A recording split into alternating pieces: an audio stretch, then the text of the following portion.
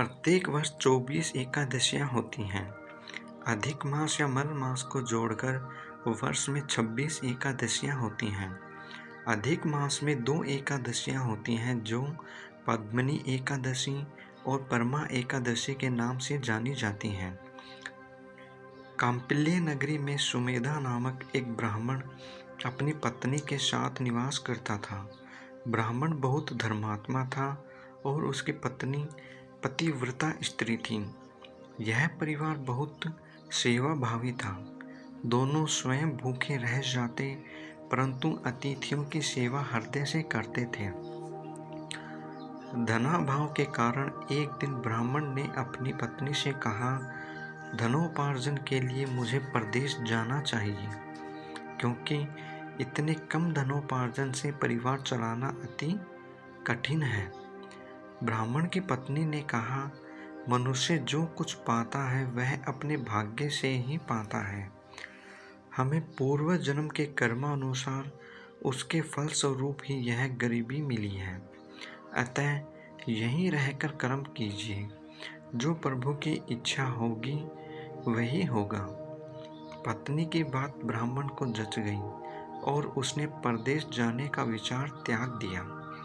एक दिन संयोगवश कौंडिल्य ऋषि उधर से गुजर रहे थे तो ब्राह्मण के घर पधारे। ऋषि कौंडिल्य को अपने घर पाकर दोनों अति प्रसन्न हुए। उन्होंने ऋषि की खूब आवभगत की। उनका सेवा भाव देखकर ऋषि काफी खुश हुए और पति पत्नी के द्वारा गरीबी दूर करने का प्रश्न पूछने पर ऋषि ने उन्हें मल मास के कृष्ण पक्ष में आने वाली परमा एकादशी करने की प्रेरणा दी। उन्होंने कहा, इस एकादशी का व्रत दोनों रखें। यह एकादशी धन वैभव देती है तथा पापों का नाश कर उत्तम गति भी प्रदान करने वाली होती है। धनाधिपति कुबेर ने भी इस एकादशी व्रत का पालन किया था, जिससे प्रसन्न होकर भगवान भोलेनाथ ने उन्हें धनाध्यक्ष का पद प्रदान किया। इसी व्रत के प्रभाव से सत्यवादी राजा हरिश्चंद्र को पुत्र, स्त्री और राज्य की प्राप्ति हुई थी।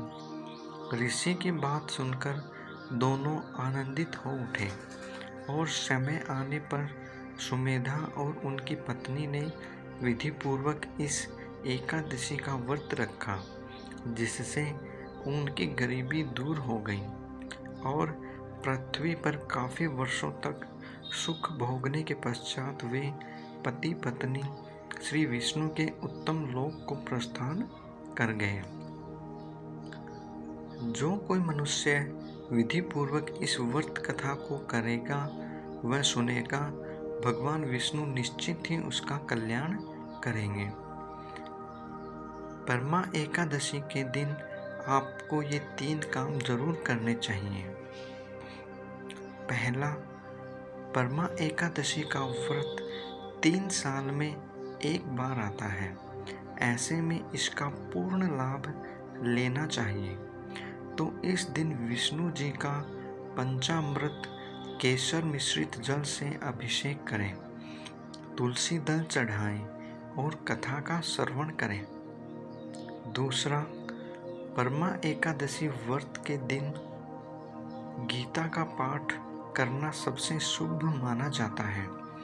मान्यता है इससे आर्थिक तंगी दूर होती है, मानसिक तनाव से मुक्ति मिलती है। तीसरा, एकादशी के दिन पीपल की पूजा जरूर करें। इस दिन पीपल में लक्ष्मी नारायण का वास होता है। 7 परिक्रमा करते हुए पीपल में कच्चा सूत लपेटें और परिवार की खुशहाली, संतान सुख की कामना करें। ये उपाय बहुत कारगर सिद्ध होंगे।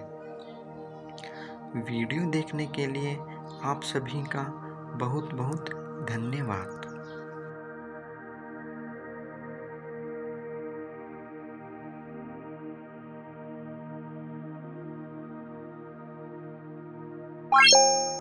Bye.